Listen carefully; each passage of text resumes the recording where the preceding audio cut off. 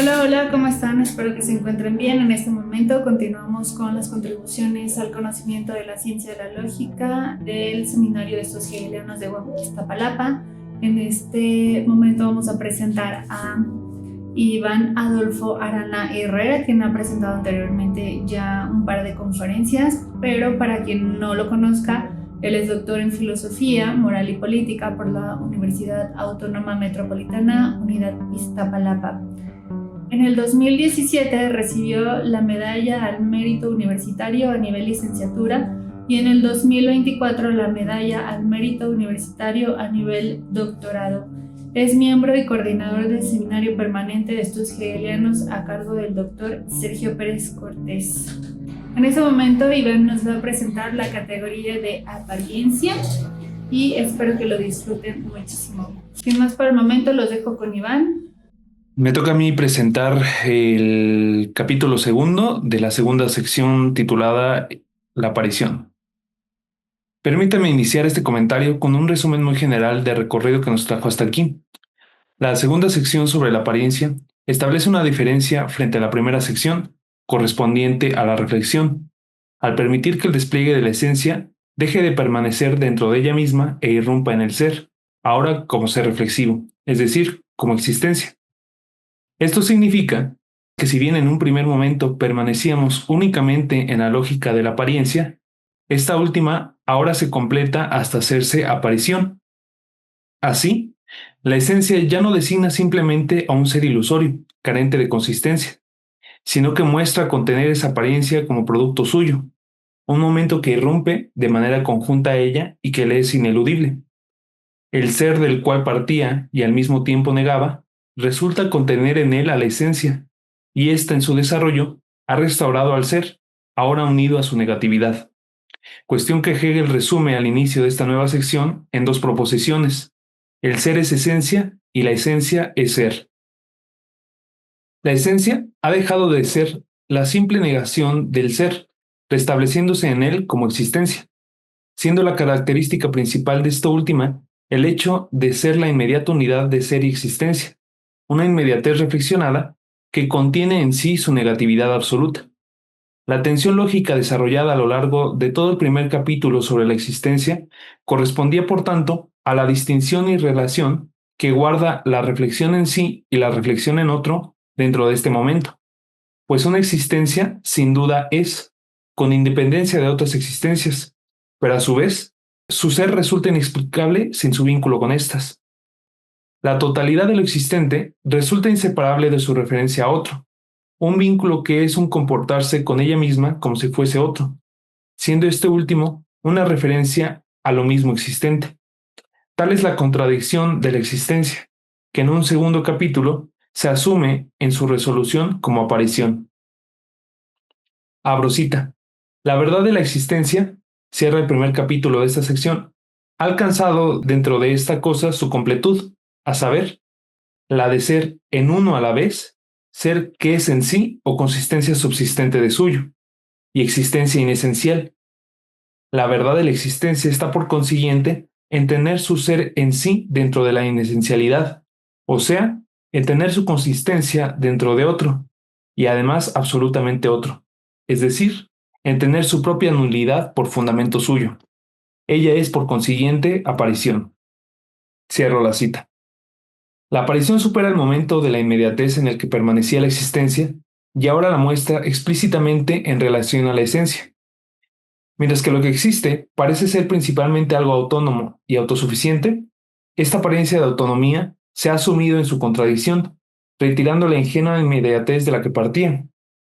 Aquello que parece ya no es la cosa en sí, como basamento inmóvil de las propiedades, sino la cosa en su contradicción, su aparición fenoménica.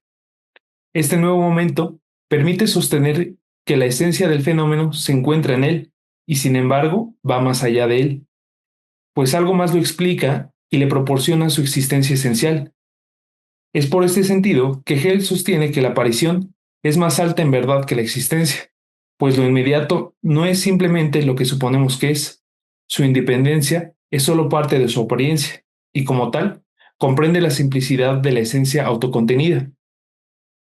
La importancia de este cambio categorial es tal que Hegel sostiene que el paso de la existencia al fenómeno establece la distinción de la conciencia ordinaria a la conciencia filosófica. Esto es así, ya que en la existencia, la inmediata subsistencia de suyo tiene un mayor énfasis en contraste con la aparición, quedando en ella de puesta a momento. Ello no quiere decir que la inmediatez ha desaparecido, pues la aparición sigue siendo en parte una existencia, pero esta autonomía, con la que irrumpía originalmente, ha quedado ligada a ser también una mera apariencia de autonomía. En pocas palabras, la aparición es la unidad de apariencia y existencia, de la unidad de lo positivo y lo negativo que residen ambas. Así, la apariencia se determina ahora como existencia esencial, misma que se diferencia de sí como conteniendo a su propio momento inesencial y como la referencia mutua a estos dos lados. Lo fenoménico es la unidad de lo esencial y lo inesencial, ambos referidos en uno mismo como a un otro. Esto quiere decir que todo fenómeno se refiere negativamente a sí mismo, conteniendo su esencia y consistencia a la vez en algo inesencial e inconsistente. En pocas palabras, el fenómeno es una subsistencia que se subsume a sí misma. En la enciclopedia, Hegel reconoce en Kant el mérito de rehabilitar la distinción entre la conciencia común y la conciencia filosófica a partir de la distinción entre fenómeno y cosa en sí, siendo el primero todo aquel objeto perceptible conforme a nuestras formas de sensibilidad y entendimiento, y el segundo, el fundamento suprasensible que los causa. Sin embargo, a pesar del importante significado de esta distinción conceptual, Hegel critica que el idealismo trascendental formule la relación entre estos dos términos de manera externa, pues ello hace que el fenómeno sea interpretado en un sentido meramente subjetivo, lo que fija la esencia abstracta fuera de él y permaneciendo por tanto incognoscible. Hegel evita esta falsa contraposición al no poner en tensión al fenómeno frente a la cosa en sí, sino al fenómeno en contradicción consigo mismo, pues él es, a su vez, en sí y referencia a otro dentro de sí.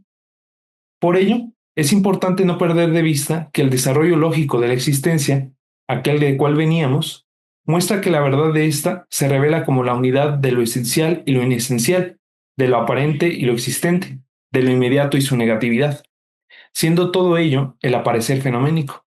Pues de este modo, Hegel evita tomar el punto de partida de la crítica de la razón pura al considerarlo sustentado en presupuestos psicológicos sobre el uso de las distintas facultades, y plantear el problema del fenómeno sobre un terreno estrictamente lógico. Contrario al proyecto kantiano, lo fenoménico no tiene un valor relativo, pues éste no oscurece su procedencia esencial, éste apunta a su fundamento al portarlo dentro de él, pero para hacerlo inteligible no hay que percibirlo, sino concebirlo. Que el fenómeno sea en parte apariencia no hace de él algo contrario y contrapuesto a su esencia, ya que sin ella no podría aparecer. Para Hegel, lo esencial irrumpe en la transitividad de las cosas, siendo ellas su manifestación. Por ejemplo, cuando un bastón se sumerge en el agua, éste parece doblarse, pero realmente no lo está. Mientras que la percepción nos muestra una cosa, la razón nos ofrece su explicación, la refracción de la luz. Sin embargo, sería un error sostener que la refracción es un fenómeno cuya razón de ser es únicamente para nosotros, siendo ilegítimo hablar de este como algo en sí. Hegel busca evitar este subjetivismo al sostener que, en efecto, el fenómeno tiene una explicación esencial que va más allá de él, pues no es el objeto, bastón en este caso, el que contiene en sí a la reflexión. Ella se manifiesta en una diversidad de cosas, un lápiz, una cuchara, un cuerpo, etc., que le resultan a ella indiferentes, pues le son inesenciales para aparecer en estas. Sin embargo, Hegel quiere advertir que, al introducir la percepción y la razón en el análisis de lo que el fenómeno es, se introduce un elemento externo a la explicación, pues la refracción no subsiste como una entidad independiente a sus manifestaciones particulares, reside en ellos sin agotarse en estos. O dicho de otro modo, lo esencial depende de su contenido inesencial para aparecer del modo en que lo hace, no siendo la percepción lo que lo pone. Sin duda, entre el fenómeno y su esencia hay una separación, pues este no es autoexplicativo, pero la diferencia no es tal que subsistan ambos polos como plenamente independientes. Vuelvo a abrir cita. Dado que conocemos el mundo como aparición, al mismo tiempo nos volvemos conscientes de su esencia. La esencia no permanece detrás ni va más allá de la apariencia, sino que se manifiesta como esencia precisamente al reducir el mundo a la mera aparición. Cierro cita. Cuando decimos que algo es meramente aparente y con ello desvalorizamos lo que se nos aparece, sin duda, indicamos con esto que hay un defecto dentro de él, el cual consiste en que éste sea algo roto, carente de estabilidad por él mismo. Ello es posible gracias a que el pensamiento enfatiza el momento de la negatividad de la aparición fenoménica, apuntando su aspecto positivo a una esencia que iría más allá de él. Sin embargo, en este movimiento, la conciencia común puede equivocarse al pretender que lo positivo es simplemente lo existente inmediato, pues permanece en la reflexión abstracta de la cosa, atribuyéndole una permanencia ilegítima. Categorialmente, la aparición es mucho más determinada que la existencia en la medida en que ella es un salir más allá de sí, hacia la infinitud, pues el mundo fenoménico remite a un mundo esencial que explica su consistencia y regularidad. En contraposición a la conciencia común, que toma los objetos del mundo como cosas en sí, el idealismo trascendental exige que nos consideremos confinados dentro de un círculo impenetrable de simples representaciones, sin tener nunca plena certeza de estas, pues esencia se encuentra radicalmente escindida del fenómeno, estando ella en un inalcanzable más allá. Pero esta exigencia difícilmente se ve cumplida en la experiencia cotidiana, la cual no renuncia a la objetividad de su cognición. Ella sabe que tiene un mundo ahí, enfrentado a ella, motivo por el cual regresa con mayor facilidad a la inmediatez abstracta, aferrándose a esta como lo verdadero y real. Para intentar ejemplificar este movimiento del pensamiento, tomo el caso del dinero, pues desde cierto posicionamiento de la conciencia común se llega a sostener que este no es más que simple papel pintado o que no compra la felicidad. Así, en apariencia, el fenómeno que se presenta ante nuestros ojos quedaría desvalorizado de este modo, pues efectivamente, la vida humana no puede reducirse simplemente a esta dimensión, por lo que se intenta mostrarlo como algo inesencial para la misma. Pero a pesar de ello, en el régimen capitalista, la conciencia no puede evitar apuntar hacia este como parte de su esencia y actuar en correspondencia frente a ella, pues aun si es pobre según su momento negativo, su aspecto positivo la impulsa a relacionarse con él como algo cuyo valor le resulta ineludible. De este modo, la conciencia no filosófica asume en la mera existencia del dinero algo cuyo valor reside en sí, sin comprender el complejo mecanismo que da cuenta de su razón de ser, ya que algo sabe de su esencia, mas no logra explicitarla. En cuanto a billete, moneda u oro, el dinero posee una simple existencia, pero en cuanto al valor, el dinero es un fenómeno, y como tal, parte de un movimiento esencial más amplio que lo explica y lo dota de consistencia. No es la percepción la que nos engaña, sino el pensamiento el que se detiene en su actividad de aprender al objeto tal como es en sí, tal como esencialmente él es, como un momento del capital. Es importante insistir en ello. El ser aparición no le quita su aspecto existente, solo que, a diferencia de este último, va más allá de él, apuntando a su existencia esencial. Esta no se expresa en la pura positividad de lo inmediato, sino que toma lo negativo como algo suyo, inscrito dentro de lo positivo, de modo tal que el fenómeno no es una cosa enfrentada a sus propiedades. Este solo subsiste en la relación, pues lo inesencial de sus determinaciones juega un papel en la consistencia de sus determinaciones esenciales. Vuelvo a abrir cita. En la existencia esencial, la esencialidad de la misma se diferencia de ella como inesencial, entrando en referencia mutua de estos dos lados. Termino la cita. Su consistencia inmediata es, al mismo tiempo, consistencia solo dentro de una subsistencia ajena. Es negación de su subsistencia en otro y afirmación de su consistencia dentro de dicha subsistencia ajena, negando así su primera negación. En esta identidad simple, ella contiene sus diversas determinaciones de contenido, siendo activas y constitutivas al permitirle reafirmarse en su simplicidad. Cabe aclarar que, hasta este momento, la relación de lo esencial y lo inesencial no ha adquirido un contenido que permita delimitar la diferenciación explícita entre el uno y el otro. Si bien el segundo capítulo inicia con el apartado A, la ley de la aparición, la cual permitirá establecer con claridad esta distinción, esta ley no es el punto de partida, sino de llegada. el desarrollo lógico de lo que el fenómeno es tiene que llevarnos categorialmente a esta, no podemos presuponerla. De modo tal que lo que constituye esta relación es el vínculo exclusivo de una aparición con otra, mas ya no en el nivel externo en el que permanecía la relación de la cosa con sus propiedades, sino como teniendo en ella su fundamento y ellas encontrando en esta su recíproca fundamentación. Lo que aparece hace referencia a un otro que funge como su fundamento, mas superada la exterioridad de la dialéctica de la cosa, dicho otro ya no puede ser externo a él. La aparición retorna a sí misma a partir de su negación, reafirmándose en esta.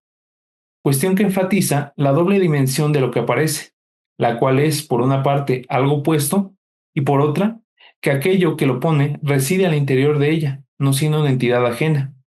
El fundamento no subsiste con independencia de lo fundamentado, requiriendo de éste para igualmente aparecer, por lo que ambos polos de la relación son tanto fundamento como fundamentado, el uno por el otro.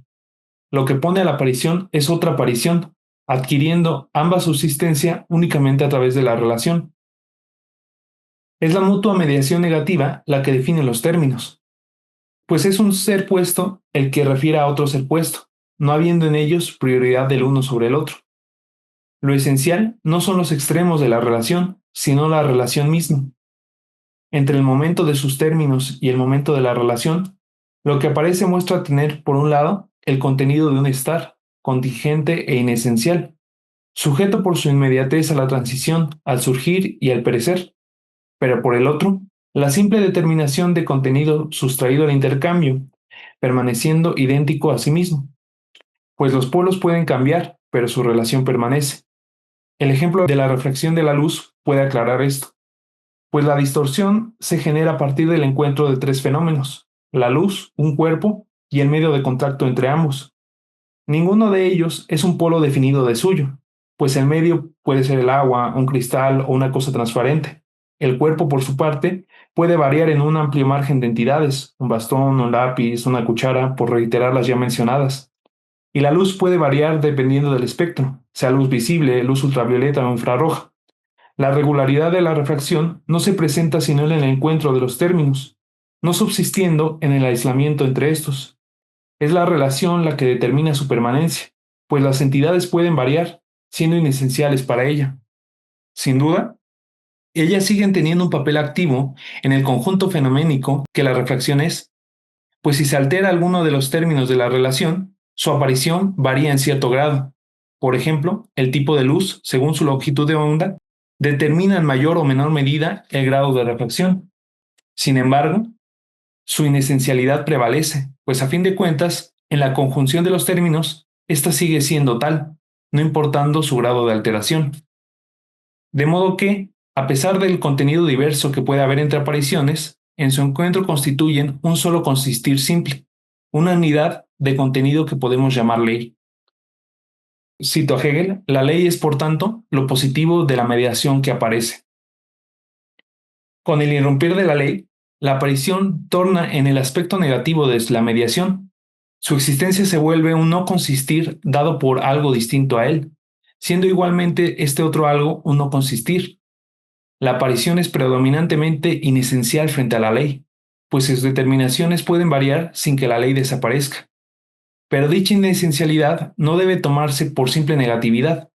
La aparición mantiene su referencia a otras apariciones, siendo en su conjunto una diversidad esencial, pues los diversos fenómenos son determinaciones de contenido simple cuya estabilidad depende de la ley. Este último punto es importante, ya que permite sostener que la aparición y la ley tienen el mismo contenido a pesar de la diversidad de apariciones. La ley otorga identidad a la aparición, siendo inmediatez reflexionada dentro de sí. Frente a ella, la aparición es un inmediato nulo, sujeto al cambio y desaparición. Con este movimiento, aparentemente la ley es el basamento del fenómeno, debiendo a él su existencia. Sin embargo, debido a la diversidad esencial de la aparición, la relación se invierte, pues el fenómeno no solo tiene internamente el mismo contenido que la ley, sino que lo excede. Si la ley puede expresarse en distintos objetos, es gracias a lo inesencial que reside en ellos, ya que si bien ninguna de las entidades fenoménicas en su carácter simple es la ley en sí misma, Esta última, en su pureza, no puede adquirir presencia si no es a partir del contenido inesencial. Y esto inesencial, que no está abarcado por la simplicidad de la ley, le da igual estar referido al contenido esencial. El bastón o la luz no requieren de la ley de refracción para existir, aunque ello no signifique que su separación tampoco sea tal que le permita mantener su identidad con independencia de la ley, al menos no a esta ley específica, pues no puede evitar ser una inmediatez subsistente. Al encontrarse tan compenetradas la una por la otra, la ley no puede prevalecer como lo esencial en sí, pues no reside más allá de la aparición. Ella se encuentra dentro de esta inmediatamente presente en acto. Lo esencial de la ley requiere de lo inesencial para manifestarse, es decir, requiere de lo diverso para existir. Y al deber la inmediatez de cada diverso su permanencia a la ley, obliga a esta última a diversificarse, presentándose ahora como el quieto reino de las leyes, frente al cual el mundo fenoménico no es sino su copia ausente de reposo. Pero ambas cosas, nos advierte Hegel, son más bien una sola totalidad. Una vez que la aparición y la ley se presentan como dos totalidades, el mundo fenoménico adquiere la forma pura del momento semimoviente, mismo que no necesita de nada para asumir su inestabilidad, pues le es a él algo exclusivo, sin referencia al mundo en sí. Abro cita. Esta falta está presente en la ley, de tal suerte que el contenido de esta no es al principio más que un contenido diverso, y con ello indiferente respecto a sí mismo. Por consiguiente, la identidad mutua de sus lados no es al principio más que una identidad inmediata. Al carecer del cambio, la ley carece de contenido alguno para diferenciarse de otra ley, por lo que el vínculo de su aparente diversidad resulta externo. En una aparición se vinculan diferentes leyes, pero nada en ellas explica la relación que guardan entre sí, siendo su diferencia meramente formal. Como totalidad, la ley ha expulsado su negatividad, lo que genera una escisión profunda en su referencia al mundo fenoménico. El ejemplo que ofrece Hegel es el siguiente. En el concepto del espacio recorrido en la caída no está contenido el que le corresponda el tiempo como cuadrado. Como la caída es un movimiento sensible, ella es la respectividad, la relación de tiempo y espacio. Pero en primer lugar, en la determinación misma del tiempo, es decir, al modo en que es tomado el tiempo según su representación, no reside el que él refiera al espacio, ni al revés. Se dice que cabría representarse muy bien el tiempo sin el espacio, y el espacio sin el tiempo. El uno se añade exteriormente al otro, una respectividad, relación exterior, que es el movimiento. Sin embargo, esta nos advierte no es la única consecuencia. En segundo lugar, la ley se vuelve algo indiferente a lo fenoménico, pues ya no requiere de la mediación con este para ser, siendo solo la esencialidad positiva. De modo que, contradiciendo la experiencia, la ley ya no requiere precisar de prueba alguna para mantener lo esencial en ella. Carece de mediación con el conocer y, por tanto, renuncia a la necesidad objetiva, permaneciendo en su contenido formal. Este momento es la cara de la ley como expresión de la autoridad, debiendo ser respetada con independencia del contenido concreto del mundo. Es verdad que el análisis de la apariencia nos ha llevado al poner de la ley, y viceversa. La identidad simple de la ley nos condujo al mundo fenoménico y su contraparte en sí. Pero alcanzado este punto, la mutua referencia de contenido se ha vuelto indiferente la una a la otra, abriendo el apartado B, el mundo fenoménico y el mundo que es en sí, bajo esta honda separación. De manera temprana, Hegel nos advierte que no hemos alcanzado todavía la forma completa de la ley, pues sin duda, ella es la forma esencial, pero todavía no es la forma real, reflexionada como contenido dentro de sus lados. La ley no puede permanecer en el aislamiento de sí misma. Ella tiene que manifestarse en la plenitud de los objetos del mundo, pero para esto hace falta un largo recorrido, sobre el cual la segunda sección se mostrará insuficiente para resolverlo.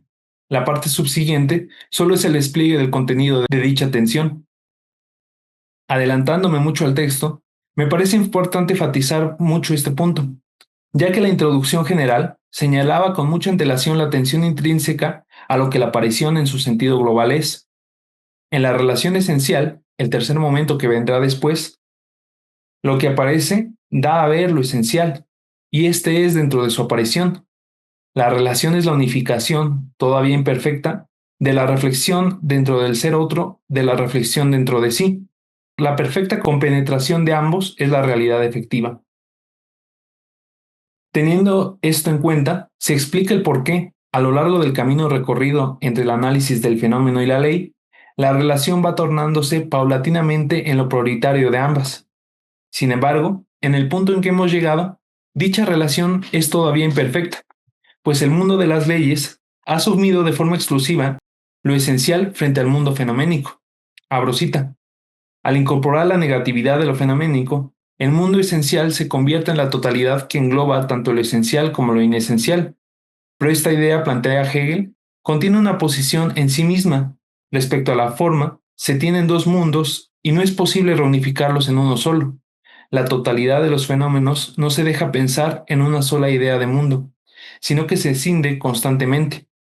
Cierro la cita. El mundo de las leyes y el mundo esencial resultan ser simétricos, pero manteniéndose firmes en su oposición.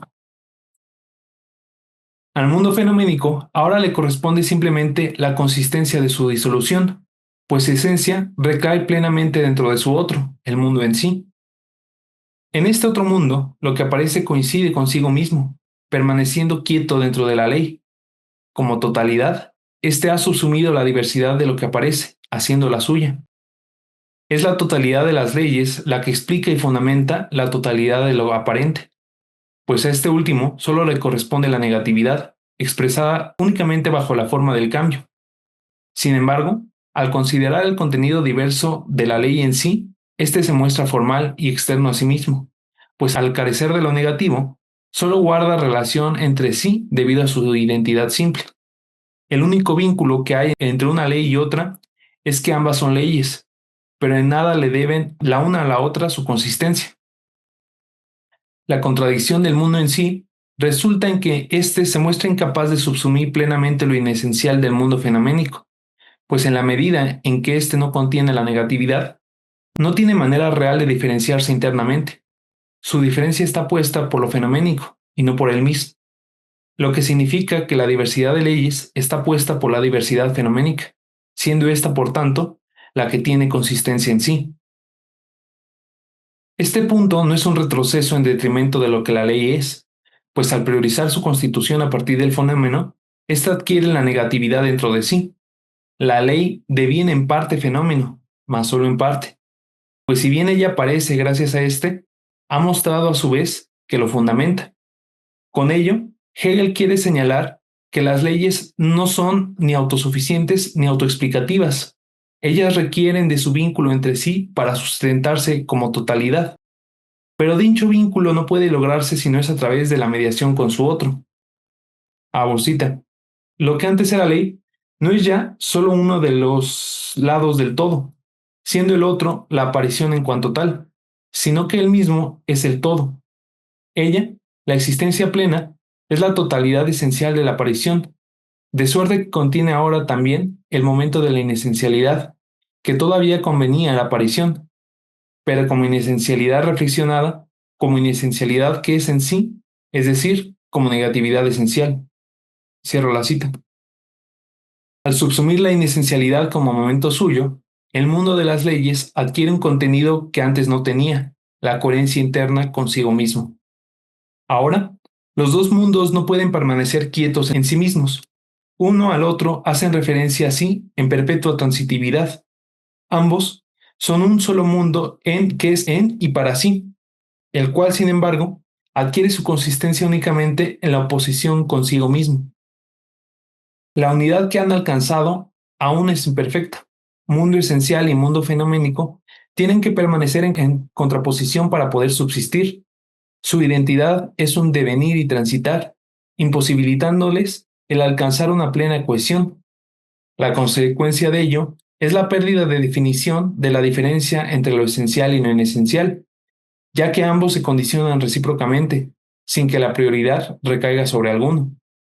Así, la diferencia entre ambos vuelve a ser formal, mas ahora en el nivel de la totalidad. Dentro de esta, su movimiento es aparente, pues realmente ni uno de ellos ha sido la causa del otro. Ambos parecen ponerse el uno al otro, pero a la vez se muestran también como siendo puestos por dicho otro. La actividad que realmente los ha producido permanece ininteligible, ya que ninguno es verdaderamente causa de sí. Este resultado, curiosamente, es nombrado por Hegel con una expresión familiar, el mundo invertido, concepto el cual podemos encontrar desarrollado en el capítulo Fuerza y Entendimiento de la Fenomenología del Espíritu, correspondiente al apartado global de la conciencia.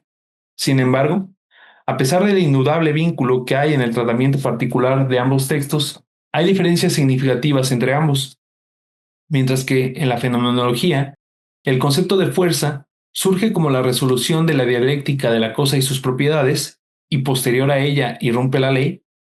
La lógica sigue otro camino.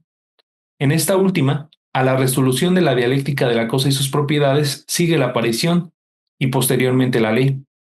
El concepto de fuerza no se presentará sino hasta el siguiente capítulo, sobre la relación esencial.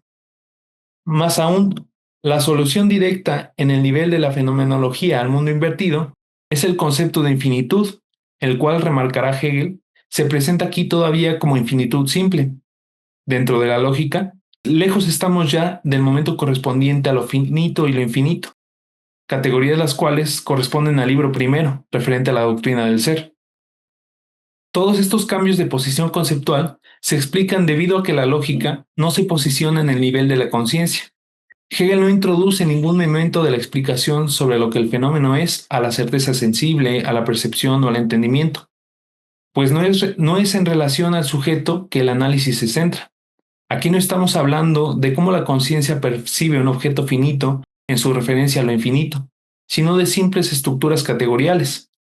Sin duda, en el uso de sus facultades, la conciencia emplea implícitamente esas categorías, pero no es este uso el que estamos analizando. Lo importante es concebir lo que ellas significan en sí, para posteriormente reencontrarlas en el espíritu. Abro cita. Estas figuras de la intuición, representación y demás pertenecen al espíritu consciente de sí, que como tal, no viene tratado en la ciencia de la lógica. Las determinaciones puras del ser, esencia y concepto constituyen también, es verdad, el basamento y simple estructura interna de las formas del espíritu. Lo mismo como intuyente que como conciencia sensible, está el espíritu en la determinidad del ser inmediato, al igual que el espíritu como representador, o también como conciencia percipiente. Se ha elevado del ser al estadio de la esencia o a la reflexión. Solo que estas figuras concretas conciernen a la ciencia de la lógica en tan escasa medida como las formas concretas que adoptan las determinaciones lógicas en la naturaleza, y que serán espacio y tiempo. No con ello pretendo negar que el tratamiento de la fenomenología puede arrojar algo de luz sobre el sentido que esta parte tiene dentro de la lógica, pero la relación entre ambos resulta ser más compleja de lo que en un principio aparenta y requeriría de una exposición mucho más pormenorizada. Sin embargo, a grandes rasgos, el mundo invertido presenta la misma tensión que la expuesta aquí, pues al no superar su oposición, permanece en una inquieta transitividad entre sus polos. En la fenomenología, el mundo invertido es presentado como un segundo mundo suprasensible, resultado de la dialéctica entre el mundo fenoménico y el primer mundo suprasensible. En un primer momento, este último carece del movimiento de la diversidad fenoménica y por ende no contiene una diferencia e integración real entre las leyes. Al penetrar el cambio dentro de lo suprasensible mismo, se arriba al mismo punto de partida que en la lógica. El mundo invertido es el perpetuo intercambio de contenido en su opuesto, transmutándose en él. El mundo existente mismo es el reino de las leyes, pero este último dado es su imagen invertida. Para la conciencia común, vengarse del enemigo constituye la satisfacción de su individualidad. En su opinión, cree realizarse a partir de su venganza, sin darse cuenta de que solo se autodestruye. La venganza es la afirmación de la propia esencia contra aquel que se niega a tratarnos como esencias independientes, buscando por tanto negar la de él. El otro me ha negado como persona y para afirmarme como tal, le niego a él el poseer dicho carácter. En este movimiento, solo la particularidad prevalece en detrimento de lo universal, al no haber medida que rija mis acciones contra el otro. Fenoménicamente encuentro satisfacción al destruir al otro, pero esencialmente me destruyo en él. La inversión de la venganza es el castigo del delito, el cual se convierte en ley, pues en ella respeto la personalidad jurídica del delincuente, manteniendo a salvo su esencia y restaurando la lesión de la mía. El castigo es un beneficio tanto para el delincuente como para el agredido, pues respeta en ambos lo que hay de esencial en ellos, superando su antagonismo. Sin embargo, el mundo invertido es un perpetuo cambio en el otro y no puede detenerse aquí. La pena se invierte tanto en el delincuente como en ella misma, pues la ley deja intacta la intención del delincuente, al percibirla como contraria a su propia vida. El delincuente no hace suya la ley, permaneciendo en oposición a ella. Por su parte, la ley solo es activa ante su propia cancelación, y mientras que no se la niegue, permanece en la quietud frente al movimiento de la vida. Ella se ve desbordada al no poder afirmarse con independencia de dicha cancelación. La ley no responde simplemente a sí misma, sino a las demandas de la vida. El término mundo invertido vuelve a aparecer aquí, respetando la misma oposición. Ambos mundos se relacionan uno con el otro de tal suerte que lo positivo dentro del mundo fenoménico es negativo dentro del que es en y para sí, y a la inversa, lo que dentro de aquel es negativo es positivo dentro de este. Al desaparecer la definición de su diferencia, solo queda entre ambos su referencia formal, por lo que el mundo fenoménico encuentra en él la ley de sí mismo.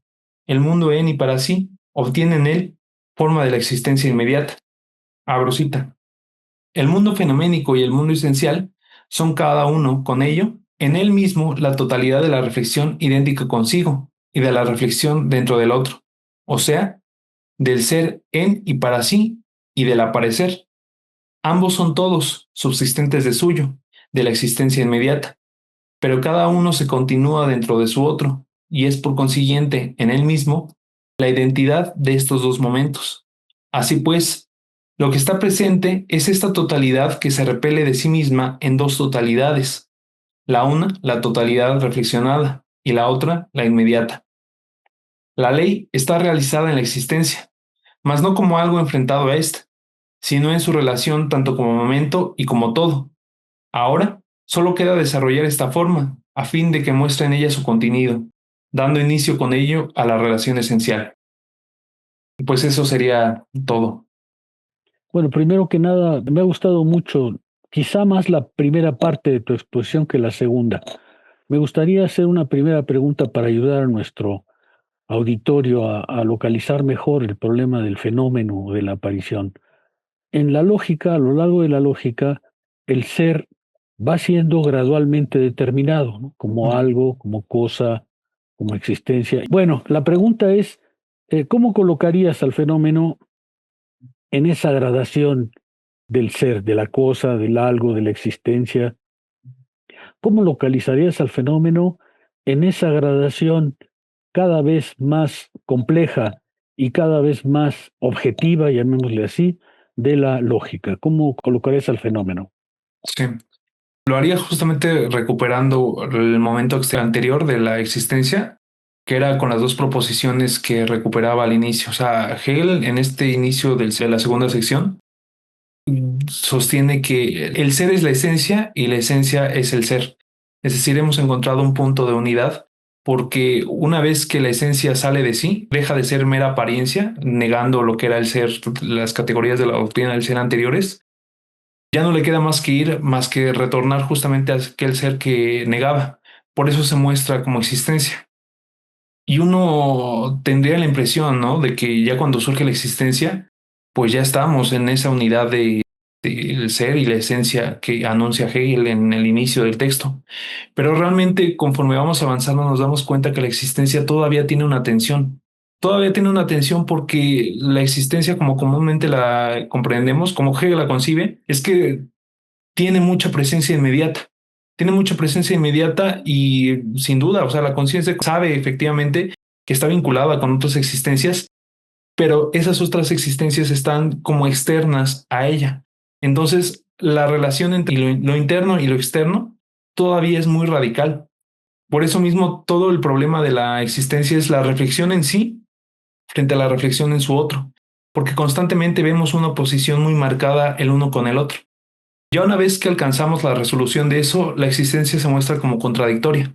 Es decir, la existencia se muestra en una tensión tal que ese otro está al interior de ella.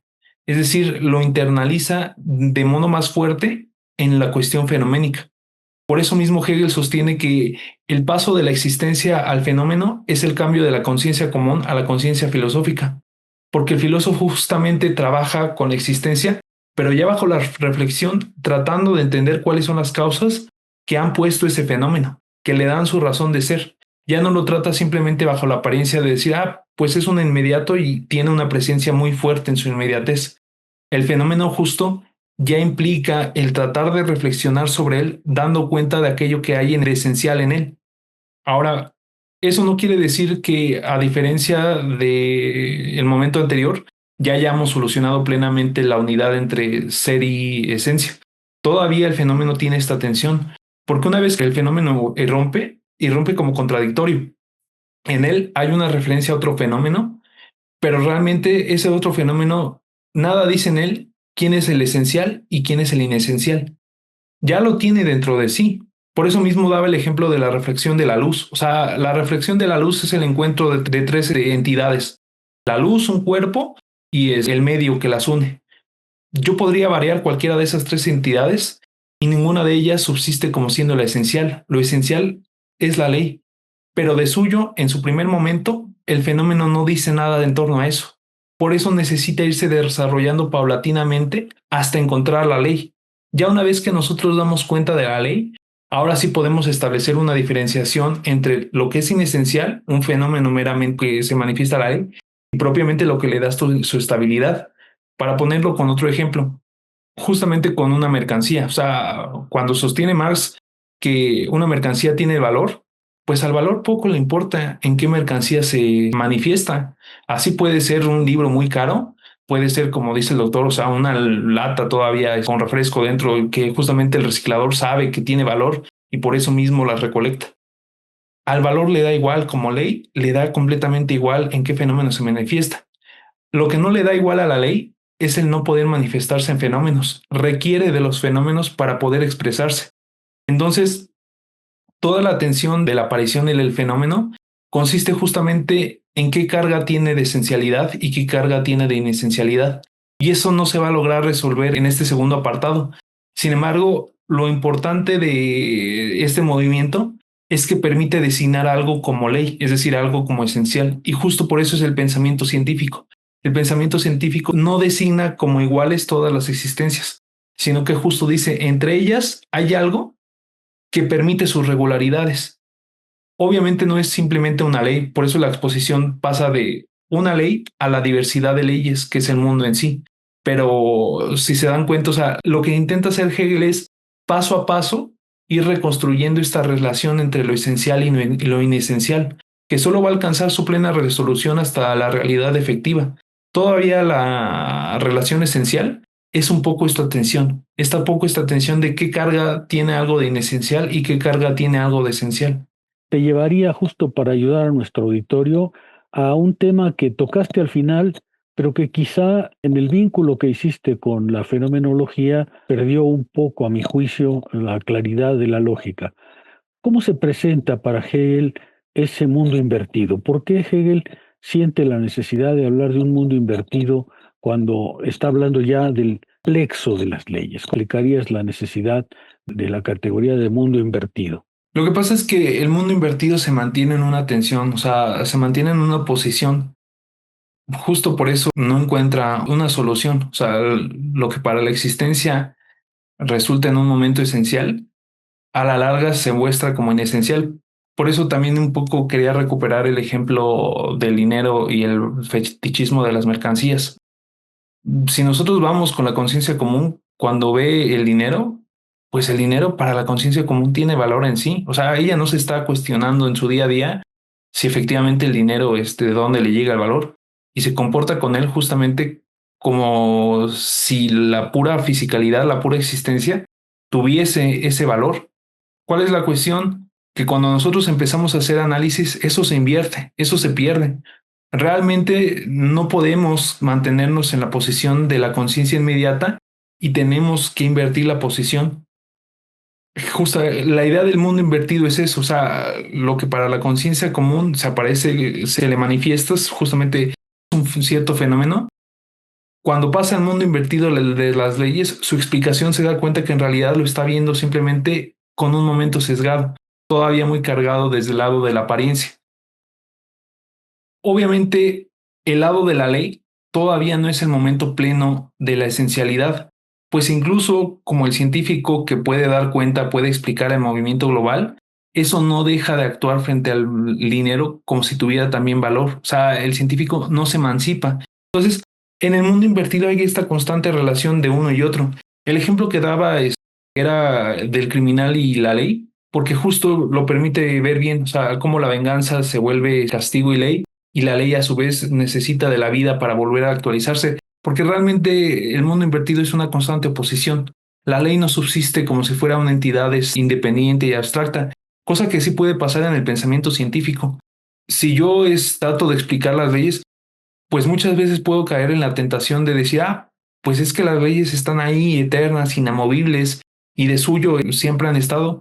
Lo que Hegel trata de decir es que las leyes mismas en su correlación y en su cohesión, también se explican la una de la otra. La ley todavía no es el movimiento completo en la medida en que requiere de las demás leyes y requieren en ese sentido de la totalidad para explicar justamente el porqué de su estabilidad. O sea, tampoco se trata simplemente de entronizar la ley diciendo que ya una ley de suya aislada, la ley de la gravedad, se explica por sí misma. Cada vez el pensamiento necesita explicaciones más complejas y más amplias para justamente ir definiendo la razón de ser incluso de la ley misma. Por eso mismo se genera la inversión. O sea, siempre es esta cuestión de decir, no permanecer simplemente en el sí de la cosa, sino que justo terminar mostrándola como una apariencia de un momento más global. También yo tengo una pregunta, o más bien llevarte a una conversación como, no sé si más allá de lo expuesto, pero en relación al mismo tema, porque después Hegel nos va a decir justo apariencia y esencia son la misma cosa, pero yo sé que todavía falta para llegar a eso. Al ser solamente como el inicio de la esencia, pues muestra como todavía ciertas, no sé si deficiencias, pero no está tan determinado todavía, ¿no? O sea, todavía no sabemos qué es la esencia y al principio pues necesitamos de la apariencia porque en algo se tiene que manifestar esta misma esencia, ¿no? Pero ¿cómo podría ser el camino para llegar a esta unidad entre esencia y apariencia? Justo con la realidad efectiva. O sea, lo voy a explicar de un modo que no necesariamente es el correcto, porque la idea de Hegel es que ya ves que las categorías se siguen de manera necesaria. Si yo critico a la apariencia en su desarrollo se va a mostrar como existencia y aparecer. Metodológicamente ese es el camino. Pero Hegel sostiene que avanzar es regresar al fundamento. Es decir, conforme avanzas, te das cuenta que realmente estás dando cuenta del por qué ese camino de avanzar es el fundamento de aquello que tenía que ser en un primer momento. Entonces, justo esa cuestión es un poco tramposa porque uno diría, realmente lo vamos a descubrir hasta la realidad efectiva y siendo mucho más radical hasta el concepto. O sea, ya hasta el concepto es el pleno movimiento, lo que es causa de sí. La realidad efectiva pues, es en cierto modo ya la manifestación de la sustancia plena, la actividad que es causa de sí. En ese momento, si ya todo fenómeno tiene al interior de sí la esencia, es decir, todo fenómeno es manifestación. Yaret es la manifestación de toda la historia de la humanidad. Iván contiene en sí toda la manifestación de la historia de la humanidad, porque justamente es ahí donde se singulariza el todo. ¿Cuál es la cuestión? Que en este momento en el que nos encontramos, pues todavía no lo sabemos. O sea, en este momento en el que nos encontramos, pues apenas decimos, bueno, pues apenas apareció la ley y todavía estamos en tensión con la oposición.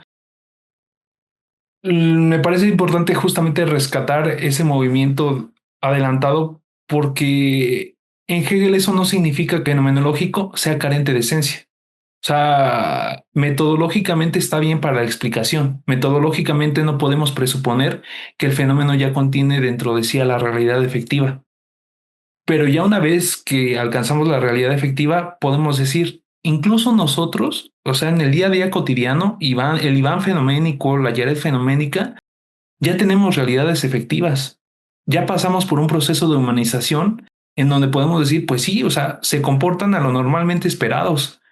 Se comportan a que no están actuando como salvajes en la calle y cuando se frustran hacen un berrinche tremendo, dicen, no, ya tienen la esencia dentro de sí, aun si muchas veces fallan, aun si muchas veces tienen momentos de desesperación y dicen, chin, y se ponen a la frustración tremenda. Lo fenoménico ya es manifestación de la realidad efectiva, pero es complejo en Hegel porque justamente es un poco como lo dice el doctor, muchas veces al terminar la obra o al terminar una sección, puedes regresar hasta el punto anterior para darte cuenta de por qué tenía que comenzar así. Y entonces en ese sentido uno puede decir, pues sí, claro, el fenómeno da pie a la ley porque ya contiene a la realidad efectiva y ese es su camino necesario. Jurídicamente ese es el camino al que nos tiene que llegar. Pero te digo, es un camino complejo porque yo creo que se puede explicar en las dos vías. Se puede explicar en el sentido metodológico de que todavía no sabemos y en el sentido retrospectivo ya una vez que alcanzamos la realidad efectiva y decir, pues sí, todo lo fenoménico en algún grado manifiesta su realidad efectiva. Sí, gracias, Iván. Es que justo lo que estaba pensando era cómo relacionarlo con la realidad efectiva que ya se había expuesto y también como para hacer un vínculo o un puente con las otras conferencias que ya se han dado. Entonces, como que justo la experiencia me pareció que era como el lazo. Fíjate, para ponerte un ejemplo de las lecciones, o sea, es curioso porque Hegel cuando habla de los estados, dice, todo estado está impulsado por realizar un tipo de idea, por realizar alguna forma conceptual, su forma cultural, ¿no? O sea, algún tipo de manifestación conceptual. Pero eso no quiere decir que en lo fenoménico todos los logra. Hegel pone mucho énfasis en que ahí juega el papel principal la educación. Dice, la educación en los pueblos puede ser su auge o su declive, porque fenoménicamente, pues todo estado justamente está también sujeto a esa contingencia. Sin duda, está impulsado por una realidad efectiva, pero que ya tenga asegurado de suyo que lo va a lograr, ¿no? El Estado mexicano puede perecer, el Estado estadounidense, incluso el Estado en su sentido más global. También Hegel dice, la educación tiene mucho ese punto porque realmente lo fenoménico tiene un grado muy fuerte de contingencia, pero justo eso implica visibilizar como todas las aristas que tiene la aparición, porque la aparición de suyo, al menos en este momento lógico, solo se relaciona con la ley y posteriormente con el mundo fenoménico y el mundo en sí. Pero lo importante es verlo en su sentido más global, como dices, o sea, la cuestión con la realidad efectiva. Mil gracias, Iván. Sí, quizá una última pregunta. Quizá, Iván, llevarte un poco a la pregunta, cuando Hegel habla de las leyes y supone que la lógica debe ir más lejos, Hegel está oponiéndose al pensamiento científico, está tratando de mostrar que el pensamiento científico tiene que ir más lejos en su propia autofundamentación, o está rechazando el mundo científico como un mundo que sería un mundo incompleto, un mundo aún inconsistente. ¿Cómo responder a eso para colocar a Hegel en relación con el pensamiento científico y con el concepto de ley? Sí.